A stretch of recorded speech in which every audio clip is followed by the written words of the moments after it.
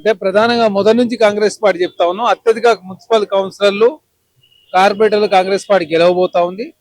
అదే కాకుండా BRS party ఏంటంటే ప్రలోభాలకు గురి చేసే ప్రయత్నం ఆనాడు చేసే అధికారం ఉన్నప్పుడు ప్రతిపక్షంలోకి వచ్చిన తర్వాత కూడా 10 సంవత్సరాల కాలంలో వాళ్ళ అధికారం నుండి సంపాదించిన డబ్బుతోటి తెలంగాణ రాష్ట్రంలో రాజకీయాలను కాస్ట్లీ చేసింది మాత్రం బీఆర్ఎస్ పార్టీ. దానిలో భాగంగా ప్రజలకు ఏదైతే హామీలు ఇచ్చినో హామీలు నెరవేర్చే ప్రయత్నం కాంగ్రెస్ ప్రభుత్వం చేస్తా ఉంది. ఇప్పటికే దాదాపు 17,000 కోట్ల రూపాయలు మున్సిపల్ ఎలక్షన్ లో కాంగ్రెస్ ప్రభుత్వం డెవలప్మెంట్ కోసం, అదే కాకుండా ఇన్ఫ్రాస్ట్రక్చర్ డెవలప్మెంట్ కోసం ఖర్చు పెట్టింది. అదే కాకుండా మేము చేసినటువంటి డెవలప్మెంట్ చూసి ఓట్లేండి అని చెప్పి కాంగ్రెస్ పార్టీ అయినాం. దానిలో భాగంగా కాంగ్రెస్ పార్టీ అత్యధిక భారీ మెజార్టీతో చాలా మున్సిపాలిటీలు, అదే కాకుండా కార్పొరేషన్లు 5కు దాకా కాకుండా కాంగ్రెస్ పార్టీ గెలుస్తుందని చెప్పేసి ముందస్తుగా చెప్పినాం. అది నిజమవుతా ఉంది. బీఆర్ఎస్ నాయకులు ఏం చెప్తారంటే మేము గతంలో అధికారం ఉన్నప్పుడు 90 పైగా అంటే 90% ఎక్కువ మేమే గెలుచుకున్నాము. ఇప్పుడు కాంగ్రెస్ చూసుకుంటే అంత లేదు, 67% అంకితం అయిపోయింది. సో ఇప్పుడు కూడా సగం పైగా మేమే గెలిచామని వాళ్ళు చెప్తారు. ఏం చెప్తారు దీని గురించి? ఆనాడు పరిస్థితి వేరు, ఈ రోజు పరిస్థితి. కేసీఆర్ గారు ముఖ్యమంత్రి అయిన తర్వాత 2 సంవత్సరాల తర్వాత వచ్చిన ఎలక్షన్లు కాదు. కేసీఆర్ గారు 2014లో ముఖ్యమంత్రి అయితే 2020లో ఎలక్షన్ అయింది. అంటే 8 సంవత్సరాల తర్వాత కేసీఆర్ గారు ముఖ్యమంత్రిగా ఉన్నప్పుడు రెండోసారి ముఖ్యమంత్రి అయిన తర్వాత వచ్చిన మున్సిపల్ ఎలక్షన్. ఈ రోజు బీఆర్ఎస్ పార్టీ ఇంకా మొన్నటి 2 సంవత్సరాల కింద వరకు వాళ్ళే డిసిసిబి చైర్మన్ గా, డిసిఎంఏ చైర్మన్ గా, మొన్నటి ఒక అధికారంలో ఉన్న నాయకులుగా. ఇప్పుడు బీఆర్ఎస్ పార్టీ కూడా 26 మంది ఎమ్మెల్యేలు ఉన్నారు, 17 మంది ఎమ్మెల్సీలు ఉన్నారు, 4 రాజ్యసభ సభ్యులు ఉన్నారు. భారతీయ జనతా పార్టీ కూడా 8 మంది ఎమ్మెల్యేలు, 8 ఎంపీలు, అదే కాకుండా 3 ఎమ్మెల్సీలు, 2 రాజ్యసభ, 2 కేంద్ర మంత్రులు. కానీ 2020లో కాంగ్రెస్ పార్టీ ఆనాడు ప్రతిపక్షంలో మాకున్న 6 మంది ఎమ్మెల్యేలు, 3 ఎంపీలు, 1 ఎమ్మెల్సీ. అదే భారతీయ జనతా పార్టీ ఒకటే ఎమ్మెల్యే, 1 ఎంపీ ఉన్న పరిస్థితి. ఆనాడు ప్రతిపక్షం బలహీనపరిచి ఆనాడు మీ 87% గెలిచిన మాట వాస్తవం. ఈ రోజు కాంగ్రెస్ ప్రభుత్వం వచ్చి 2 సంవత్సరాలు అవుతుంది. అదే కాకుండా బీఆర్ఎస్ పార్టీ కావచ్చు, భారతీయ జనతా పార్టీ, భారతీయ జనతా పార్టీ కేంద్రంలో అధికారం ఉన్నది, బీఆర్ఎస్ పార్టీ రాష్ట్రంలో మనాడు మీరే అధికారులు ఉన్నారు. ఇద్దరు కలిపినట్లయితే లీడర్షిప్ కొరత అనేది లేదు. ఆనాడు లీడర్షిప్ కొరత కాంగ్రెస్ పార్టీ కొట్టుమిట్టాడింది కాబట్టి మాకు 27% ఉన్నాం ఆ రోజు. మేము 27% కాస్త 67% పోతున్నట్టే మేము పెరిగినట్టే తగ్గినట్ట. 87% ఉన్నోడు 24% పరిమితం అవుతుంటే కాంగ్రెస్ పార్టీ పెరిగి బీఆర్ఎస్ పార్టీ తగ్గుతున్నమాట వాస్తవం. అధికారం ఉంటే ఏమైనా కొమ్ములు వస్తాయి? మీరు అధికారాన్ని అడ్డం పెట్టుకుని అన్నాడు 88 మంది, దాదాపు 80 మందిని ఏకగ్రీవాలు చేసుకున్నారు. అందులో 77 బీఆర్ఎస్ పార్టీ, 3 ఎంఐఎం పార్టీ. ఈ రోజు ఏకగ్రీవాలు 12 మాత్రమే. అందులో టీఆర్ఎస్ పార్టీ 2, కాంగ్రెస్ పార్టీ 10. చాలా ప్రజాస్వామ్యబద్ధంగా డెమోక్రటిక్ వేలో ఫ్రీ అండ్ ఫెయిర్ ఎలక్షన్ జరిగిన మాట వాస్తవం. ఇప్పుడు ఏం చెప్పదలుచుకోరు అంటే వాళ్ళు సర్పంచ్ ఎలక్షన్స్ అప్పుడు బీఆర్ఎస్ ఓడిపోతే మా పార్టీ సింబల్ లేదు కాబట్టి 2000 పైగా సర్పంచ్ గెలిపించుకున్నాం, ఆ పార్టీ సింబల్ వస్తే చూపిస్తామని చెప్పడం జరిగింది. ఇప్పుడు కూడా సేమ్ అదే రిపీట్ అయింది. ఏం చెప్పదలుచుకోరు? మేము పెరుగుతూనే ఉన్నాం, తగ్గుతలేం కదా. మేము కాంగ్రెస్ పార్టీగా ప్రతి ఎలక్షన్ కి ఇంకో ఎలక్షన్ కు కాంగ్రెస్ పార్టీ బలము, మా సంఖ్య, మా మున్సిపల్ చైర్మన్ పెరుగుతా ఉంది. బీఆర్ఎస్ పార్టీకి ఉన్నటువంటి 87% కాస్త 24, 26% పరిమితం అయితే వాళ్ళు తగ్గినట్టుగా పెరిగినట్టు కాదు కదా. సర్పంచ్ ఎలక్షన్ తగ్గిరు, మున్సిపల్ ఎలక్షన్ తగ్గుతూ ఉన్నారు. అదే కాకుండా మొన్నటి వాళ్ళే అధికారం ఉన్నారు. మేము వచ్చి 2 సంవత్సరాలు. ఆనాడు కేసీఆర్ గారు రెండోసారి ముఖ్యమంత్రి అయిన తర్వాత 8 సంవత్సరాల తర్వాత జరిగిన ఎలక్షన్. ఇప్పుడు తెలంగాణ కాంగ్రెస్ ప్రభుత్వం వచ్చి 2 సంవత్సరాల తర్వాత జరిగిన ఎలక్షన్. మేము మొన్నటి వరకు మున్సిపల్లో చాలా బలహీనంగా ఉంటుంది. ఒక్క మున్సిపల్ కూడా కాంగ్రెస్ పార్టీ గెలిచిన పరిస్థితి లేకుండా చేసింది. ఆనాడు బీఆర్ఎస్ పార్టీ అధికార తరఫున అడ్డం పెట్టుకుని మొత్తం మున్సిపాలిటీ వాళ్ళే గెలిచి, అదే కాకుండా ప్రతిపక్ష పార్టీలు గెలిచినా కూడా ప్రలోభాలకు గురి చేసి తీసుకున్న పరిస్థితి మనం చూసినాం. ఎక్స్ఐపిషో ఓట్లను వాడుకొని తీసుకున్నారు.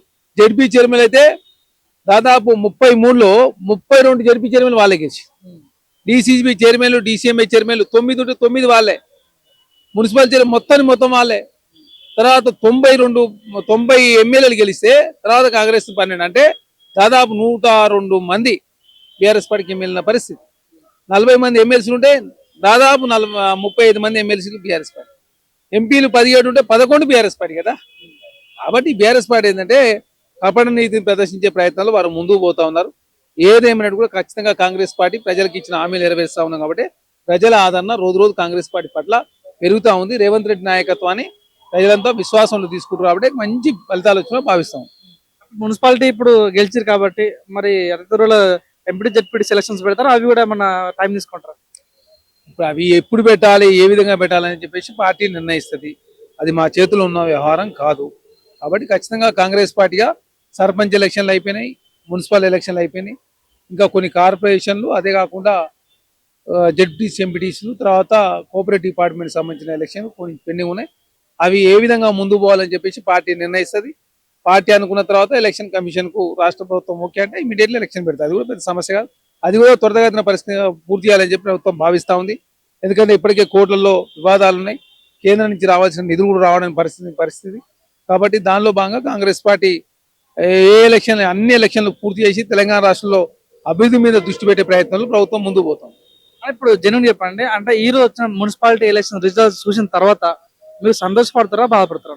కాంగ్రెస్ పార్టీగా మేము ఎప్పుడు బాధపడే సందర్భం లేదు. మేము మా బలం పెరుగుతున్నప్పుడు మేము ఎందుకు బాధపడతాం? అత్యధికంగా మున్సిపల్ చైర్మన్ గెలుస్తా ఉన్నాం, 5 కార్పొరేషన్లు గెలుస్తా ఉన్నాం. మా బలం దాదాపు 4 రేట్లు పెరిగింది. బీఆర్ఎస్ పార్టీ బలహీన పడతా ఉంది. వాళ్ళు పైసలతో రాజకీయం చేస్తా ఉన్నారు. అధికారం ఉన్నప్పుడు విపరీతంగా పైసలు సంపాదించారు కాబట్టి ప్రజాస్వామ్యం గురి చేసే ప్రయత్నాలు వారు ముందుకు పోతాం. కాంగ్రెస్ కి ప్రత్యర్థి బీఆర్ఎస్ కనిపిస్తుంటాయి ఇప్పుడు చూసిన, కానీ ఇప్పుడు మెల్లమెల్ల బీజేపీ కూడా పుంజుకుంటుంది. ఏం చెప్తారు? అంటే భారతీయ జనతా పార్టీ మన ఎంపీ ఎలక్షన్ లో సెకండ్ వాళ్ళే ఉండే కదా. ఎమ్మెల్యే ఎలక్షన్ లో థర్డ్ ఉన్నారు, ఎంపీ ఎలక్షన్ లో సెకండ్ ఉన్నారు, సర్పంచ్ ఎలక్షన్ లో థర్డ్ ఉన్నారు, ఇప్పుడు కూడా థర్డే ఉన్నారు. కాబట్టి కేంద్రంలో భారతీయ జనతా పార్టీ ఉంది, రాష్ట్రంలో కాంగ్రెస్ పార్టీ ఉంది. అదే కాకుండా మొన్నటి ఒక బీఆర్ఎస్ పార్టీ అధికారంలో ఉంది. కాబట్టి తెలంగాణ రాష్ట్రంలో ఈ విధమైన ఫలితాలు ఉన్నాయి. ఏదేమైనా కూడా ఖచ్చితంగా కాంగ్రెస్ పార్టీ బలం మాత్రం పెరిగింది, బీఆర్ఎస్ పార్టీ బలం తగ్గింది. అదే కాకుండా భారతీయ జనతా పార్టీ కూడా ఎంపీ ఎలక్షన్లో 8 మంది ఉంటే 7 మంది దగ్గర ఎలక్షన్లు వచ్చినాయి. 8 మంది ఎమ్మెల్యేలు ఉంటే 7 మంది దగ్గర ఎలక్షన్లు వచ్చినాయి. 3 ఎమ్మెల్యేస్ ఉంటే 3 దగ్గర ఎలక్షన్లు వచ్చినాయి. 2 రాజ్యసభ ఉంటే 2 కేంద్ర మంత్రులు, 1 కేంద్ర మంత్రి దగ్గర ఎలక్షన్లు వచ్చిన పరిస్థితి మనం చూసినాం. కాబట్టి కేంద్రము పైసలు లేకుండా తెలంగాణ రాష్ట్రాన్ని మోసం చేస్తున్న విషయాన్ని తెలంగాణ పైన గమనించారు. కాబట్టి భారతీయ జనతా పార్టీ ఆదరణ ఇంకా తగ్గుతా ఉంది. అంటే ఈ మున్సిపల్ ఎలక్షన్స్ లో కొత్తగా జనసేన పార్టీ కూడా పోటీ చేయడం జరిగింది. ఇప్పుడు వాళ్ళొక ఒక వ్యక్తిని కూడా గెలిపించుకోవడం జరిగింది. అంటే తెలంగాణలో జనసేన జెండా ఎగిరింది ఒక ఒక ఒక వ్యక్తి గెలవడం ద్వారా. ఏం చెప్పదలుచుకున్నారు? జనసేన గతంలో కూడా పోటీ చేసిర్రు. 2023లో 8 ఎమ్మెల్యేలు గెలిచిరు, 50,000 ఓట్లు వచ్చినాయి. ఇప్పుడు కౌన్సిలర్ నేరేడుచర్ల మున్సిపాలిటీలో గెలిచారు. భారతీయ జనతా పార్టీ ఖమ్మంలో ఎన్నడూ గెలవలేదు, ఇప్పుడు అసరావుపేటలో గెలిచింది. తర్వాత ఆల్ ఇండియా ఫార్వర్డ్ బ్లాక్ ఏకంగా అల్లంపూరు, ఒడ్డేపల్లి మున్సిపాలిటీలో గెలిచిన పరిస్థితి. అదే కాకుండా టీడీపీ మధురలో గెలిచింది. కాబట్టి జనసేన అనేది ఒక పార్టీ దేశంలో వాళ్ళు పోటీ చేసిరు 332 స్థానాల్లో, గెలిచింది ఒకటే కదా. దాంతో అయ్యేది ఏముండదు. ఖచ్చితంగా తెలంగాణ రాష్ట్రంలో కాంగ్రెస్ పార్టీ ప్రజలకు ఇచ్చిన ప్రతి హామీ నెరవేరుస్తుంది. కాబట్టి ప్రజలందరూ కూడా కాంగ్రెస్ పార్టీని ఆదరిస్తాం. అన్న నమస్తే అన్న. ఇప్పుడు ఈ రిజల్ట్ చూసిన తర్వాత సంతోషంగా ఉన్నారా, కొద్దిగా నిరాశగా ఉన్నారా? 100% సంతోషంగానే ఉంటాం. తెలంగాణ ప్రజలు మున్సిపల్ ఎన్నికల్లో గొప్ప చారిత్రాత్మకమైన ఒక అద్భుతమైన తీర్పుని కాంగ్రెస్ ప్రజాపాలనకు, ముఖ్యమంత్రి రేవంత్ రెడ్డి గారి పాలనకు ఇచ్చారు. ఈ తీర్పు బీఆర్ఎస్ బీజేపీ పార్టీకి ఒక గుణపాఠం లాగా, చెంప చెల్లుమనేలాగా ఇప్పటికైనా ప్రతిపక్షాల వైఖరి మానుకొని ప్రజాపాలనకు, ప్రజాప్రభుత్వానికి ఇవాళ మీ సలహాలు, సూచనలు ఇస్తే ప్రజలు హర్షిస్తారని మీకు కోరుతున్నాను. ఎందుకంటే కేటీఆర్ 10 ఏళ్ల పాటు ఐటీ మంత్రిగా, మున్సిపల్ మంత్రిగా ఉండి తెలంగాణకు ఒరిగిందేం లేదు, పీకిందేం లేదు. అభివృద్ధి పేరుతోని తెలంగాణ ప్రజల్ని మోసం చేసి, దగా చేసి వేల లక్షల కోట్ల రూపాయల్ని దిగమింగి తెలంగాణని ఇలా అభివృద్ధి కాకుండా నిర్లక్ష్యం చేశారు. ప్రభుత్వం, కాంగ్రెస్ ప్రభుత్వం వచ్చిన తర్వాత తెలంగాణ ప్రజలందరూ కూడా ఒక మార్పును కోరుకున్నారు, ఒక స్వేచ్ఛను కోరుకున్నారు, ఒక ప్రజాస్వామ్య పాలనను కోరుకున్నారు. కాబట్టి ఇవాళ తెలంగాణ ప్రజలు ఎన్నో రకాల విష ప్రచారాలు చేసినా, తప్పుడు అబద్ధాలు చెప్పినా, ఇక వివిధ రూపాలలో బీజేపీ, బీఆర్ఎస్ నాయకులు కలిసే మాట్లాడినా ప్రజలందరూ కూడా గమనించి తెలివిగా, చాలా చాకచక్యంగా కాంగ్రెస్ ప్రభుత్వం ద్వారానే ప్రజలకు ఒక భరోసా, విశ్వాసం ఉంటుందని నమ్మి ఇంత గొప్ప తీర్పు ఇచ్చారు. మీరు చూస్తే ఇవాళ బీజేపీ నాయకులు మొత్తం పొడుస్తాం, పీక్తాం అని అందరు బట్టలు చింపుకున్న బీజేపీ నాయకులకు ఇవాళ తెలంగాణ ప్రజలు కర్రు కాల్చి వాత పెట్టారు. ఎందుకు పెట్టారంటే 2 కేంద్ర మంత్రులు ఉండి 8 మందిని రాష్ట్రం నుంచి ఎంపీలను ఇస్తే తెలంగాణకు ఒరిగిందేంది? ₹1, ₹1 తీసుకొచ్చిరా? రెండు సార్లు బడ్జెట్ చేస్తే 2 సార్లు ముమ్మట్టు తెలంగాణ రాష్ట్రం పైన వివక్షత కొనసాగింది.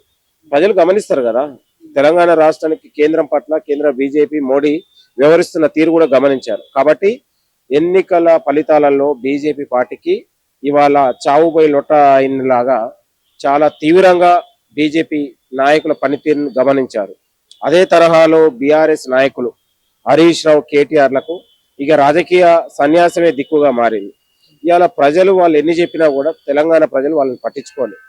10 ఏళ్ల వేల కోట్ల రూపాయల సంపదను దోచుకొని వాళ్ళ నీతులు మాట్లాడితే తెలంగాణ ప్రజలు ఏం మాట్లాడతారండి?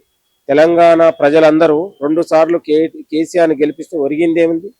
ఇవాళ తెలంగాణ కోసం చచ్చిపోతే బిడ్డలు ఆత్మ బలిదానం చేసుకుంటే అమరవీరుల కుటుంబాలకు ఏమైనా ఆస్తులు వచ్చినాయా, సంపద వచ్చినాయా, పదవులు వచ్చినాయా? వచ్చిందంతా వాళ్ళ కుటుంబాలకే కదా, ఆ నలుగురికే కదా వచ్చింది. ఆ నలుగురే కదా తెలంగాణని దోసుకుంది. తెలంగాణ సెంటిమెంట్ అయినా, తెలంగాణ నినాదమైన, తెలంగాణ పేరు అధికారమైన, ఇవన్నీ కూడా తెలంగాణ ప్రజలు గమనించారు. ముఖ్యమంత్రి రేవంత్ రెడ్డి గారి పాలనకు, ముఖ్యమంత్రి గారి నిబద్ధతకు ప్రజలు ఇచ్చినటువంటి గౌరవం గొప్ప బిరుదుగా మేము భావిస్తా ఉన్నాం. కాబట్టి రానున్న 10 ఏళ్లలో కాంగ్రెస్ ప్రభుత్వం ఉంటుంది అనడానికి ఇది నిదర్శనం, ఈ ఫలితాలు. కాబట్టి మేము ప్రజలు ఇచ్చినటువంటి గౌరవం కావచ్చు, ఈ ఫలితాలు కావచ్చు, మేము ప్రజల విశ్వాసాన్ని, నమ్మకాన్ని వమ్ము చేయకుండా మరింత వాళ్ళ విశ్వాసాన్ని పెంచే విధంగా, అభివృద్ధి చేసే విధంగా, తెలంగాణలో యువత భవిష్యత్తు నిలబెట్టే విధంగా, రైతుల జీవితాల్లో వెలుగులు నింపే విధంగా, మహిళలు, రైతులు, లబ్ధిదారులు, పేద ప్రజలు అందరికీ అనుకూలంగా ఈ పాలన ఉండబోతా ఉంది. మరిన్ని సంక్షేమ పథకాలు తెలంగాణలో అమలు చేసుకొని ఇవాళ తెలంగాణ రాష్ట్రం ఏదైతే 10 ఏళ్లలో మనం కోల్పోయినామో తిరిగి పునర్నిర్మాణం చేసుకొని తెలంగాణ రాష్ట్రం వచ్చే తరాలకు కూడా గొప్ప రాష్ట్రంగా, ఇక్కడ విద్య ఉపాధి ఇచ్చే రాష్ట్రంగా మనందరం కూడా తయారు చేసుకొని ఇవాళ విద్వేషాలకు, భావోద్వేగాలకు ఎక్కడ కూడా ఇది కాకుండా, రాజకీయ కక్షలకు మేము తావు ఇవ్వకుండా కూడా ఈ ప్రభుత్వం పనిచేస్తోంది. ప్రజలు కూడా గమనిస్తా ఉన్నారు కదా. కాబట్టి ఇవాళ బీఆర్ఎస్ నాయకులు చెప్పేది ఏం లేదు. అనేక రకాల ప్రచారం చేశారు, అవినీతి అన్నారు, రకరకాలు అన్నారు. 10 ఏళ్లలో వాళ్ళ అవినీతిని ప్రజలందరూ గమనించారు. కాబట్టి 27 నెలల నిజాయితీ పాలనకు ప్రజలు పట్టం కట్టారు, ప్రజా పాలనకు పట్టం కట్టారు. తెలంగాణ సమాజం అంతా కూడా ధర్మం, న్యాయం వైపు అండగా నిలిచారు. కాబట్టి ఇది ఒక గొప్ప మార్పుగా మేము భావిస్తా ఉన్నాం. రానున్న జిహెచ్ఎంసీ ఎన్నిక కావచ్చు, ఇంకా ప్రతి ఎన్నికల్లో కూడా ప్రజలు కూడా ఇదే మాకు ఒక బాధ్యతను ఇస్తారనేది నమ్మకం, విశ్వాసం అయితే ఉన్నది. బీఆర్ఎస్ నాయకులు చెప్తుంది అంటే, మేము గతంలో అధికారంలో ఉన్నప్పుడు 90% సక్సెస్ రేషియో వచ్చింది మాకు. ఇప్పుడు కాంగ్రెస్ కి అంత లేదు, 60-70% లో ఉన్నారు. ఇది కాదు కదా అధికారం ఉండి చేయాల్సిందని చెప్తారు. మీరేం చెప్తారు? తెలంగాణ ఏర్పడినప్పుడు కాంగ్రెస్ మన బీఆర్ఎస్ పార్టీ 2014 నుంచి 23 అధికారంలో ఉన్నప్పుడు రాష్ట్రంలో ప్రతిపక్షాలు పోటీ చేసే అవకాశం కూడా కల్పించకుండా, పోటీ చేసిన తీవ్రమైన ఇబ్బందులు పెట్టి, కేసులు పెట్టించి, అంటే ప్రతిపక్షాల వ్యవస్థను కూని చేసి, ప్రజాస్వామ్యాన్ని కూని చేసి, అంటే విచ్చలవిడిగా అధికారం ఉంది కదా మాకెవడు ఎదురెవరు అనే విధంగా తెలంగాణలో ఒక నియంత పాలన లాగా తెలంగాణ రాష్ట్రం వాళ్ళ ఎస్టేట్ లాగా వివరించారు.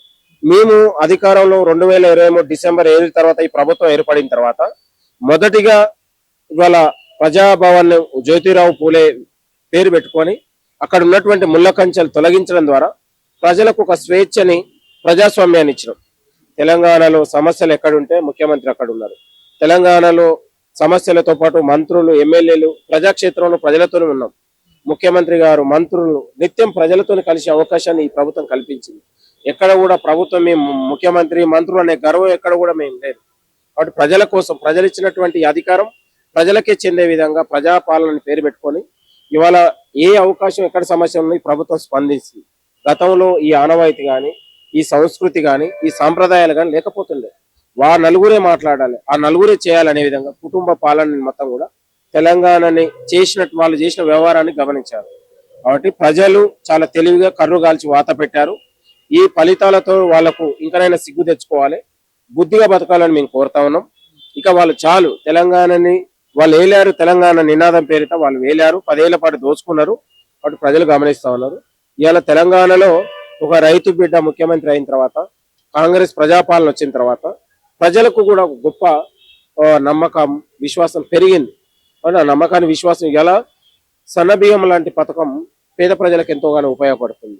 ఇందిరమ్మ ఇల్లు, ప్రతి ఊరిలో ఇల్లు లేని ప్రతి పేదవాడికి ఇవాళ దాదాపు 4.5 లక్షల ఇల్లు తెలంగాణలో ప్రతి ఊరిలో కనీసం 100 ఇల్లు వచ్చినాయి. ప్రతి 100 మంది పేదవాళ్ళకైతే ఉపయోగం జరిగింది కదా.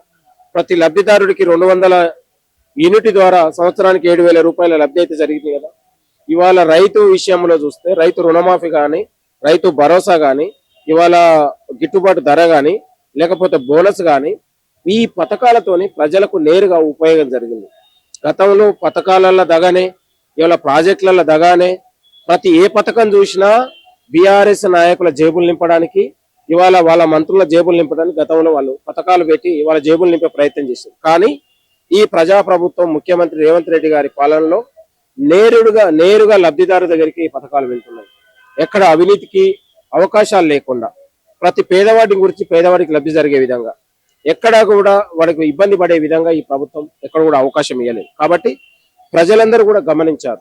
27 నెలల ప్రజా పాలనకు ప్రజలు ఇవాళ మున్సిపల్ ఎన్నికలు కావచ్చు, గ్రామ పంచాయతీ ఎన్నికలు కావచ్చు, ఇవాళ జూబ్లీల్స్ అయినా కంటోన్మెంట్ అయినా పార్లమెంట్ ప్రతి ఎన్నికల్లో కూడా ప్రజాపాలన కోరుకున్నారు, కాంగ్రెస్ జెండాను కోరుకున్నారు.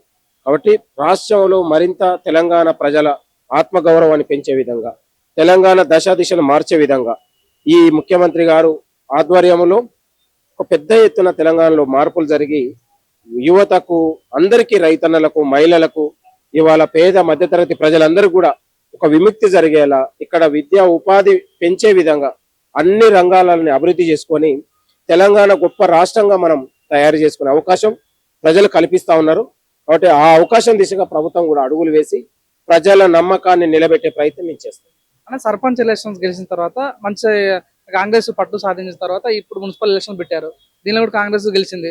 ఇప్పుడు జెడ్పీటీసీ ఎంపీటీసీ ఎలక్షన్స్ పెడతారా? టైం తీసుకుంటారు? 100% పెడతాం. ఎందుకంటే ప్రజలకు పాలన అందించాలని. గతంలో వాళ్ళు ఎన్నికలు పెట్టినా కూడా కూనీ చేసి వాళ్ళ ఉన్నటువంటి ఇష్టానుసారంగా వివరించారు. ఇవాళ ఎన్నికలలో ఒక స్వేచ్ఛ, ప్రజాస్వామ్యం, ఎలక్షన్ నిబంధనలు ఎక్కడ కూడా మేము తూచ తప్పలేదు. పోలీస్ పహారా, మీడియా పహారాలు వాళ్ళ ఎన్నికలు సజావుగా జరిగినాయి. ఎక్కడ కూడా ఎలాంటి అవాంఛనీయ సంఘటనలు అవకాశం ఇవ్వలేదు ప్రభుత్వం. కాబట్టి ప్రజలందరూ కూడా కోరుకునే విధంగా మేము అవకాశం ఇస్తాం. రానున్న రోజులలో ఎంపీటీసీ, జెడ్పీటీసీల్లో కూడా ఇదే రీతిలో ప్రజాస్వామ్యానికి ప్రజలు పట్టం కడతారు. ప్రజాపాలన కూడా పట్టం కట్టి తెలంగాణ గ్రామీణ వ్యవస్థ, మున్సిపల్ వ్యవస్థ, జిహెచ్ఎంసీ వ్యవస్థ లాంటి అభివృద్ధి చేసుకునే విధంగా కలిసిగా ముందుకు వెళ్దాం. ఈ రాష్ట్రం ఎన్నో త్యాగాలతోని, ఎన్నో పోరాటాలతోని 60 ఏళ్ల తర్వాత ప్రజలందరూ కూడా కొట్లాడి పోరాడి తెలంగాణ రాష్ట్రాన్ని తెచ్చుకున్నాం. ఈ రాష్ట్రం వెనక అనేక పోరాటాలు, త్యాగాలు ఉన్నాయి. కాబట్టి ప్రజలు మెచ్చుకునేలా, దేశం, ప్రపంచం గర్వపడేలా రాష్ట్రాన్ని అభివృద్ధి చేసుకుందాం. అదే విధంగా చివరిగా అంటే తెలంగాణలో ఊహించిన రీతిగా జనసేన కూడా గెలవడం జరిగింది. సో ఎలా చూస్తారు జనసేన గెలవడం? అక్కడక్కడ ఏదో 1-2 సీట్లు వస్తాయి, దానికి పెద్ద ప్రాధాన్యత ఉండదు. జనసేనకు, బీజేపీకి దిక్కు లేదు, జనసేనకి ఉంటుంది. జనరల్ నేను 10 ఏళ్లు పాలించినటువంటి మేము తెలంగాణ తెచ్చినాం, పులి నోట్లో పెట్టినాం, పిల్లి నోట్లో పెట్టినాం అన్న మాట్లాడిన వాళ్ళకి దిక్కు బండకేసి కొట్టారు. పాలనలు, నియంత్రణలు ఎల్లకాలం ఉండరు. ప్రజలు, ప్రజాస్వామ్యమే ఎప్పుడు కూడా దీర్ఘకాలికంగా ఉంటది తప్ప ఎప్పుడు కూడా నియంత్రణలు ఎప్పుడు కూడా కాలగర్భంలో కలిసిపోతారు అనడానికి నిలువెత్తిన నిదర్శనమే బీఆర్ఎస్ పార్టీ.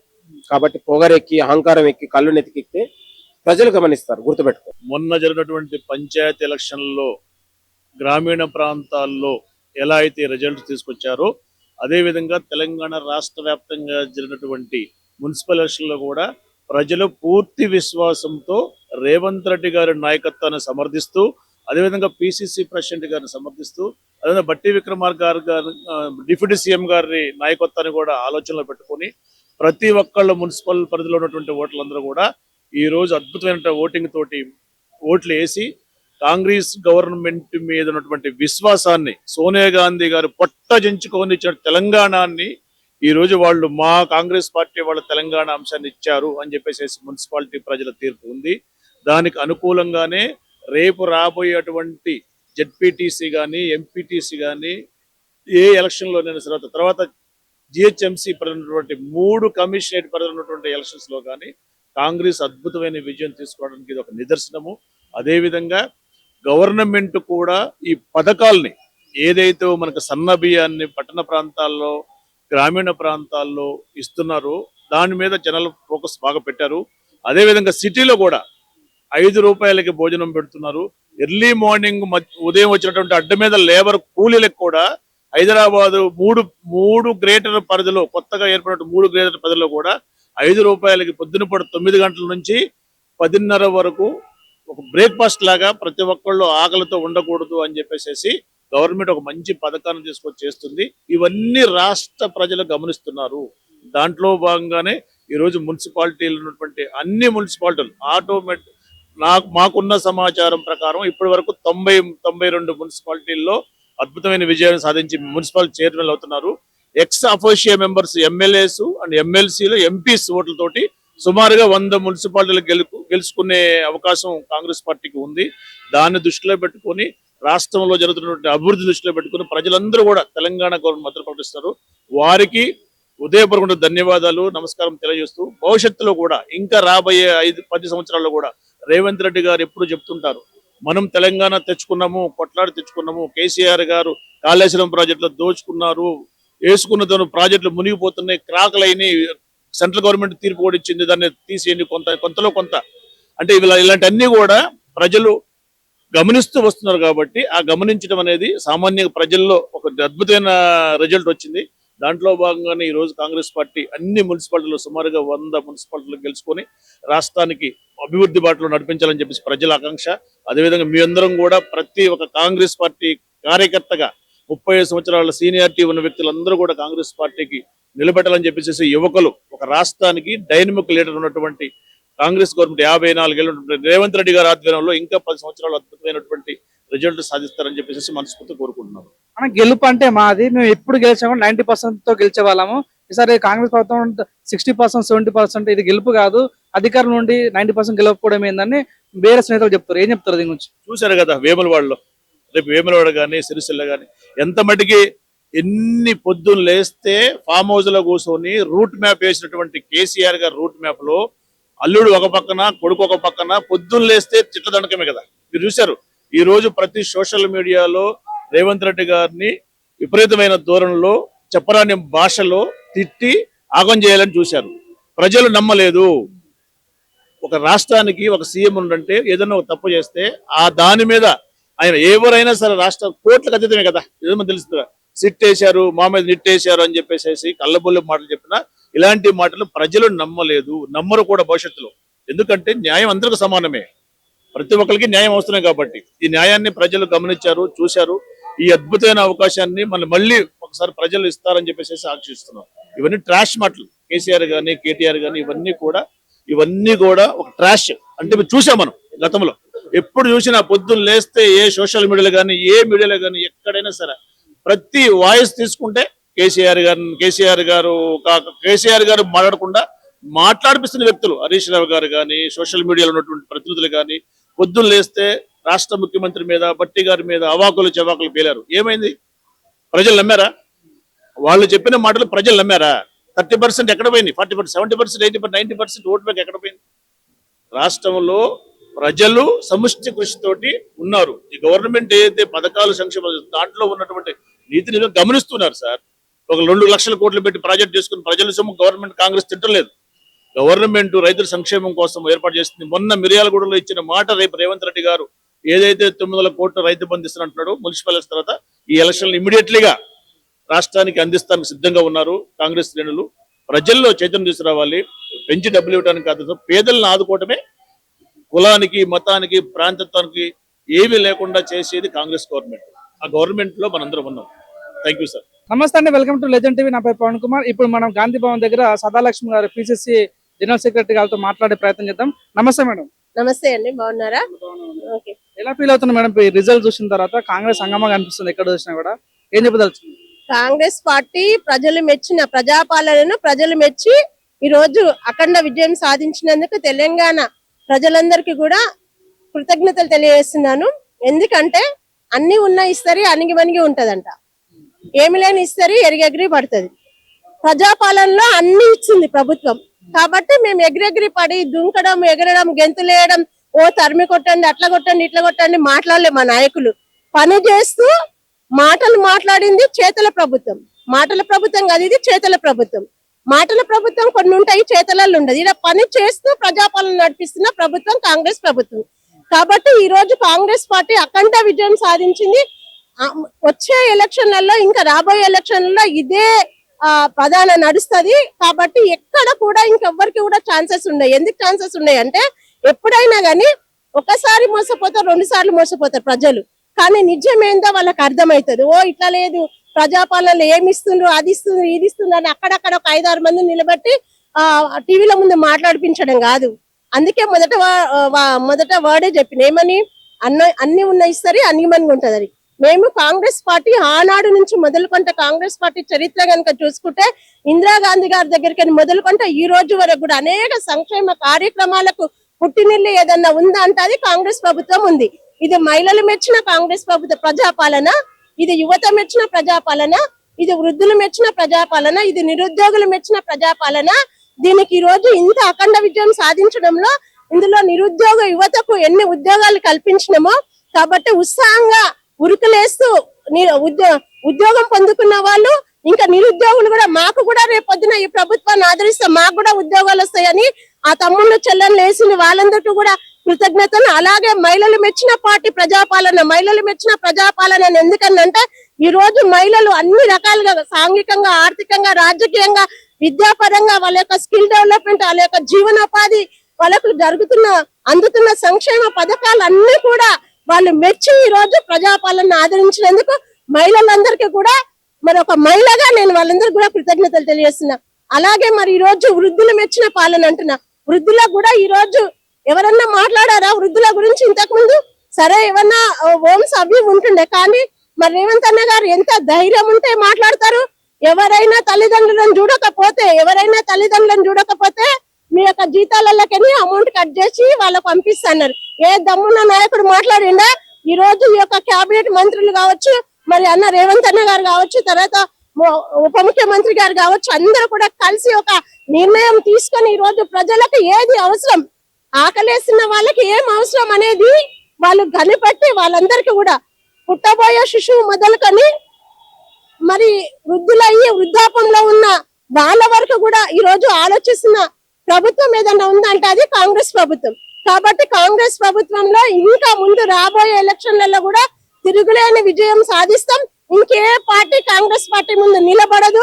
వాళ్ళు తొడలు కట్టుకొని వాళ్ళని జుట్టు వీక్కొని వాళ్ళు ఎగురని గంతులేయని జెండా ఇలా జెండాలు జెండాని ఇట్లా ఊపడానికి ఎవరు రెడీగా ఉన్నారు? జనాలు రెడీగా ఉన్నారు. ఇది నేను చెప్పే మాట కాదు. నిజంగా వాళ్ళ వాట్ ఈస్ గ్రౌండ్ రియాలిటీ అని వెళ్తున్నప్పుడు నిజంగా వాళ్ళేమిచ్చిండు వీళ్ళేమిచ్చిండు.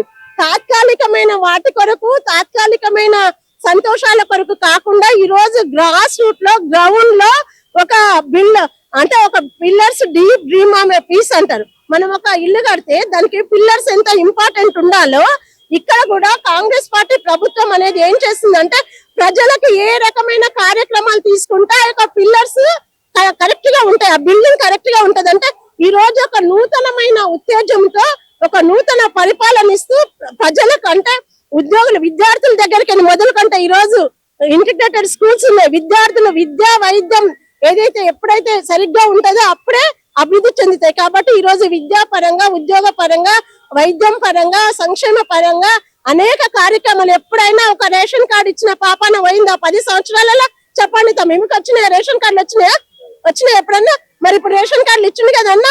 ఆ రోజు ఏ విధంగా అయితే రాజశేఖర రెడ్డి గారు ఉన్నప్పుడు, ఆ తర్వాత కిరణ్ కుమార్ రెడ్డి గారి ప్రభుత్వంలో ఏదైతే అమ్మాస్తం ఇచ్చినప్పుడు ఏమి ఇచ్చినా ఈ రోజు సన్న బియ్యం ఇచ్చింది. అన్ని కూడా మహిళలకు మనం పొద్దున్న లేసే ఇంటి దగ్గరికి మొదలుకుంటే ఈ ఉపయోగపడే ప్రతి కార్యక్రమాన్ని కూడా కాంగ్రెస్ పార్టీ తీసుకుంది. కాబట్టి ఈ రోజు ఇంకా అక్కడక్కడ వచ్చింది కనిపిస్తుంది, అక్కడక్కడ దిష్టి చుక్కల్లాగా. ఆ దిష్టి చుక్కలను కూడా దూరం అయితే వచ్చే రోజులలో రాబోయే ఇంకా ఎలక్షన్స్ ఉన్నాయి కదా, ఆ ఎలక్షన్లలో 100కి 100% కాంగ్రెస్ పార్టీనే ఉంటది. ఆనాడు ఉంది, దేశ స్వాతంత్రం ముందు కాంగ్రెస్ పార్టీ ఉంది, ఇప్పుడు కాంగ్రెస్ పార్టీ ఉంటది, రేపు కాంగ్రెస్ పార్టీ ఉంటది. ఇక్కడనే కాదు అతి తొందరలో దేశంలో కూడా పెను మార్పులు జరగబోతాయి. కాంగ్రెస్ పార్టీ మళ్ళీ ఏ రకంగా అయితే ఆ రోజు ఈ రోజు మరి నరేగా ప్రోగ్రామ్ ఏది, అది Mahatma Gandhi national rural employment guarantee scheme ఏదైతే ఉందో అది నరేగా ప్రోగ్రామ్. మహాత్మా గాంధీ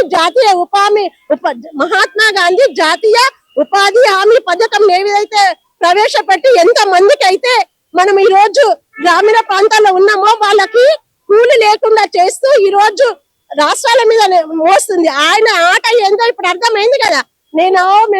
మేము ఇట్లా అని చెప్తే ఈ చిన్న ఎలక్షన్స్ దానికి కూడా ఎంత పెద్ద పెద్ద వాళ్ళు వస్తే ఏం చూపించిండో తెలంగాణ ప్రజలు ఏ రకంగా బుద్ధి చెప్పిండో అవతల వాళ్ళు ఇప్పటికన్నా కొంచెం కనువిప్పు చేసుకొని ఇక విమర్శలు మానుకొని అదే చేతనైతే మేము కూడా ప్రజాపాలనలో ఏ రకంగా సజెషన్స్ ఇవ్వాలో ఇంకేమన్నా కావాలిస్తే మేము కూడా అడుగుతామని ఆ బుద్ధి తెచ్చుకోవాలి తప్ప మంచిగా పనిచేస్తున్న వాళ్ళ మీదకి రాయేస్తే ఏమైతుందన్న ఏమంటారు చూడు, సూర్యుడి పైన వేస్తే మనమే ఒక్క మీద పడుతుంది. అట్లా ఆ రకంగా ఈ రోజు అన్ని రకాలు కూడా చిన్న పిల్లల మొదలుకొని వృద్ధుల వరకు కూడా కాంగ్రెస్ పార్టీ ప్రజాపాలన, ప్రజలు మెచ్చిన పాలన, యువత మెచ్చిన పాలన, మహిళలు మెచ్చిన పాలన, విద్యార్థులు మెచ్చిన పాలన, ఉద్యోగులు మెచ్చిన పాలనగా జరుగుతున్న ఈ యొక్క ప్రజాపాలనకు అఖండ విజయం సాధించిన నా తెలంగాణ ప్రజలందరికీ కూడా కృతజ్ఞతలు తెలియజేస్తున్నాను మరొకసారి. గెలుపు అంటే మాది, మేము ఎప్పుడు గెలిచిన 90% శాతంతో గెలిచే వాళ్ళము అని బీఆర్ఎస్ చెప్తారు. సర్పంచ్ ఎలక్షన్ కానీ ఇప్పుడు గెలిచిందంటే 60-70% ఇది గెలిపే కాదని బీఆర్ఎస్ నాయకులు అంటారు. మీరేం చెప్తారు? అలా ఇక ఏమన్నా వాపుని చూసుకొని బల్పుని చూసుకొని, వాపు ఉంటది కదా, వాపుని చూసుకొని బల్పు అంటారంట. వాళ్ళు ఎంతసేపు ఇక నేను చెప్తా కదా తమ్మి, అన్ని ఉన్న ఇస్తారికి ఏం ఇస్తారు చెప్పిందా, అదొక్కటి చాలు. సౌభాగ్య ఎగ్బాత్ అంటే అదొక్కటి అర్థం చేసుకోవాలి. మేము అట్లా గెలిచినాం, మీరు ఎట్లా గెలిచినారు అబ్బాయి, ఏం చేసినావు, నీ కారు ఎవరికి దోషం పెట్టినావు, నువ్వు తెలంగాణ సంపదను అంతా ఏటో దోషం పెట్టినావు, రా సిద్ధంగా ఉన్నావా మాట్లాడడానికి, రా నువ్వేం చేసినావా, రా ఏ మంచి కార్యక్రమం ఏదైనా చారిత్రాత్మకంగా ఏదైనా కార్యక్రమం తీసుకుంటే ఈ రోజు మేము ఆ రోజు నుంచి తీసుకున్న చట్టాలన్నీ కూడా ఏ రకంగా ఉన్నాయి. ఫుడ్ సెక్యూరిటీ ఎవరు తెచ్చిండ్రు, చైల్డ్ రైట్స్ యాక్ట్ ఎవరు తెచ్చిండ్రు, ఆర్టీ యాక్ట్ ఎవరు తెచ్చిండ్రు, ఉపాధి హామీ చట్టం ఎవరు తెచ్చిండ్రు, మీరు చెప్పండి ఎవరు తెచ్చిండ్రు.